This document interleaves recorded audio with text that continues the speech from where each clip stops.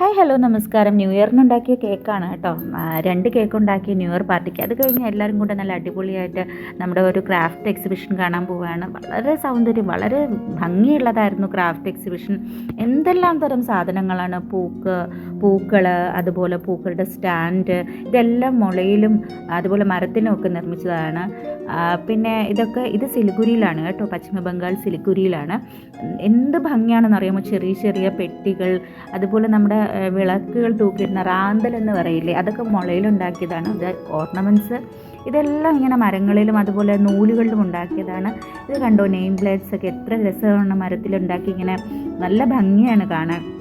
കുഞ്ഞു കുഞ്ഞു സ്പൂണുകൾ, അതുപോലെ തന്നെ പണപ്പെട്ടി, ഓർണമെൻ്റൽ ബോക്സ്, ജ്വല്ലറി ബോക്സ്, പിന്നെ കസേര ഒക്കെ ഭയങ്കര രസമായിരുന്നു കേട്ടോ. ഇത് കണ്ടോ, ഈ പൂക്കൾ എത്ര ഭംഗിയാണെന്നറിയാമോ അടുത്ത് നിന്ന് കാണാൻ തന്നെ.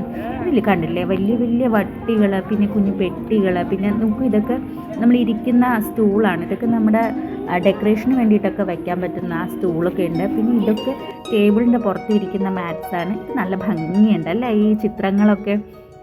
എന്തൊരു രസം, ഭയങ്കര അട്രാക്ഷനാണ് ഈ ചിത്രങ്ങളൊക്കെ കാണാൻ തന്നെ.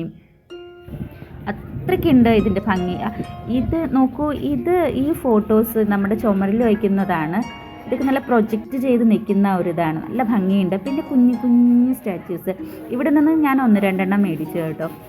ചെറിയ സരസ്വതി ദേവിയുടെ ഒരിത്, പിന്നെ ഉണ്ണിക്കണ്ണൻ്റെ ഒരു കുഞ്ഞു പ്രതിമ, ഇതൊക്കെ വാങ്ങിച്ചു. അഫോർഡബിൾ പ്രൈസാണ്, അപ്പോൾ അതുകൊണ്ട് വലിയ കുഴപ്പമൊന്നുമില്ല വാങ്ങിക്കാനായിട്ട്.